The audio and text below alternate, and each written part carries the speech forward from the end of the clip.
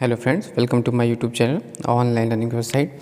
दोस्तों, भारत की राज्य व्यवस्था में सिविल सेवा की परीक्षा हेतु एम लक्ष्मीकांत के द्वारा चैप्टर 8, जिसमें बात करेंगे राज्य की नीति निदेशक तत्व यानी directive principle of state policy के बारे में।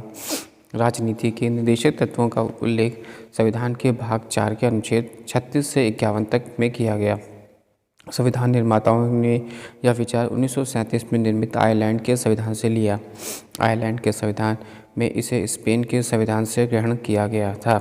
डॉक्टर भीमराव अम्बेडकर ने इन तत्वों को विशेषता वाला बताया गया। मूल अधिकारों के साथ निदेशक तत्व संविधान की आत्मा एवं दर्शन है।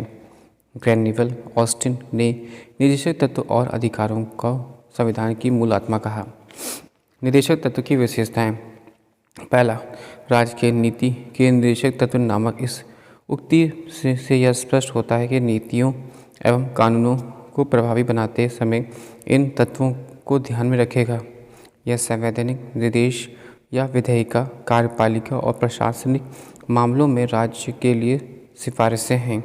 अनुच्छेद 36 के अनुसार भाग 4 में राज्य शब्द का वही अर्थ है जो मूल अधिकारों से संबंधित भाग 3 में है। इसलिए यह केंद्र और राज्य सरकारों के विधायिका और कार्यपालिका अंगों, सभी स्थानीय प्राधिकरणों और देश में सभी अन्य लोक प्राधिकरणों को सम्मिलित करता है। दूसरा, निदेशक तत्व भारत शासन अधिनियम 1935 में उल्लेखित आदेशों अनुदेशों के समान है। डॉक्टर भीमराव अम्बेडकर के शब्दों के में निदेशक तत्वों अनुदेशों के समान है, जो भारत शासन अधिनियम 1935 के अंतर्गत ब्रिटिश सरकार द्वारा गवर्नर जनरल और भारत की औपनिवेशिक कॉलोनियों के गवर्नरों को जारी करते थे। जिसे निदेशक तत्व कहा जाता है वह इन अनुदेशों का ही दूसरा नाम है। इनमें केवल यह अंतर है कि निदेशक तत्व विधायिका और कार्यपालिका के लिए अनुदेश हैं। थर्ड पॉइंट, आधुनिक लोकतांत्रिक राज्य में आर्थिक, सामाजिक और राजनीतिक विशेषों में निदेशक तत्व महत्वपूर्ण हैं। इनके उद्देश्य न्याय में उच्च आदर्श, स्वतंत्रता, समानता बनाए रखना है, जैसे कि संविधान की प्रस्तावना में परिकल्पित है। इनका उद्देश्य लोक कल्याणकारी राज्य का निर्माण है, ना कि पुलिस राज्य जो कि उपनिवेश काल में था। संक्षेप में आर्थिक और सामाजिक लोकतंत्र की स्थापना करना ही इन निदेशक तत्वों का मूल उद्देश्य है। चौथा, निदेशक तत्वों की प्रगति गैर नियोजित है, यानी कि उनके हनन पर उन्हें न्यायालय द्वारा लागू नहीं कराया जा सकता, अतः सरकार, केंद्र, राज्य एवं स्थानीय इन्हें लागू करने के लिए बाध्य नहीं है। संविधान अनुच्छेद 37 में कहा गया है कि निदेशक तत्व देश के शासन में मूलभूत हैं और विधि बनाने में इन तत्वों को लागू करना राज्य का कर्तव्य होगा।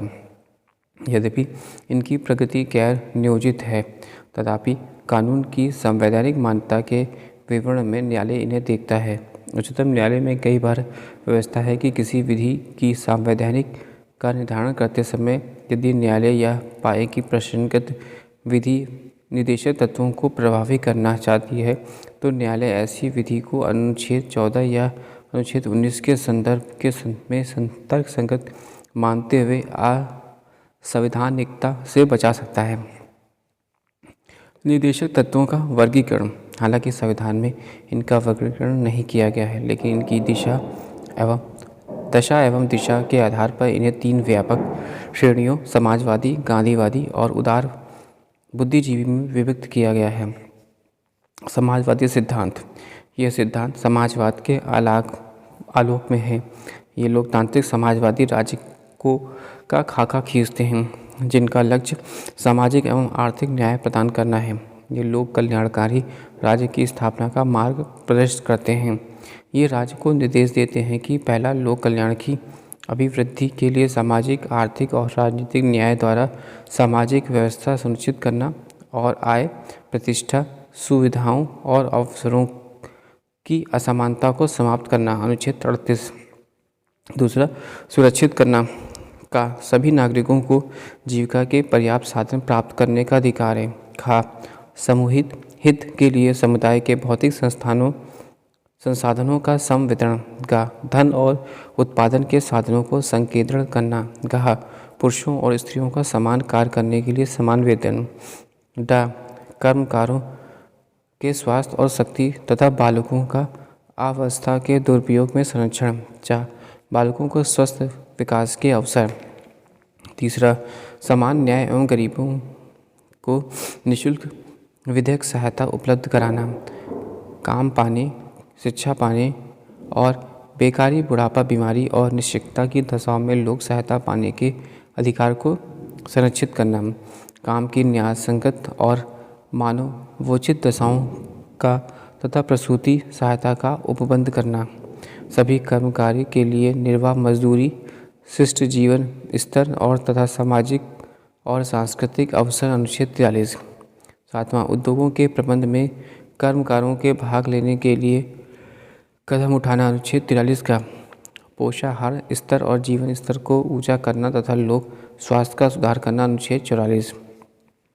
अनुच्छेद 47, गांधीवाद सिद्धांत। ये सिद्धांत गांधीवाद विचारधारा पर आधारित है। ये राष्ट्रीय आंदोलन के दौरान गांधी द्वारा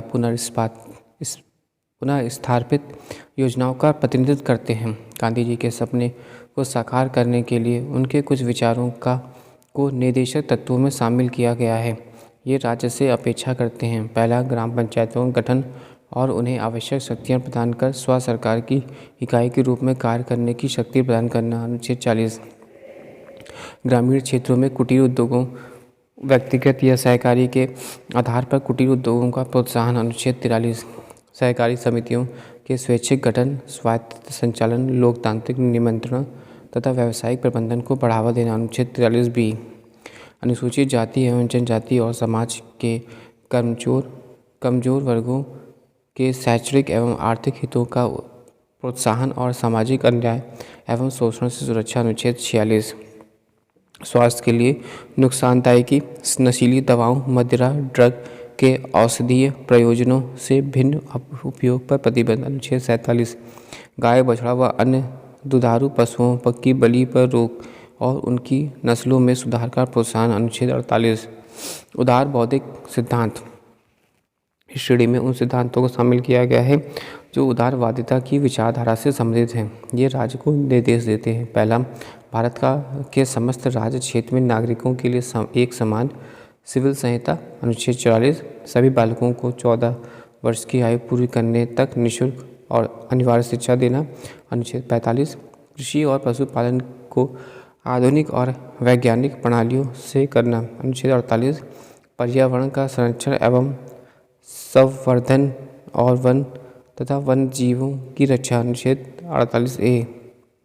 राष्ट्रीय महत्व वाले घोषित किए गए कलात्मक या ऐतिहासिक अभिरुचि वाले स्मारक या स्थान या वस्तु का संरक्षण करना। अनुच्छेद 49। राज्य की लोक सेवाओं में न्यायपालिका को कार्यपालिका से पृथक करना। अनुच्छेद 50। अंतर्राष्ट्रीय शांति और सुरक्षा की अभिवृद्धि करना तथा राष्ट्रों के बीच न्यायपूर्वक और सम्मानपूर्वक संबंधों को बनाए रखना। अंतर्राष्ट्रीय विधि और संधि बाध्यताओं के प्रति आदर बढ़ाना और अंतर्राष्ट्रीय विवादों को मध्यस्थ द्वारा निपटने के लिए प्रोत्साहन देना। अनुच्छेद 41।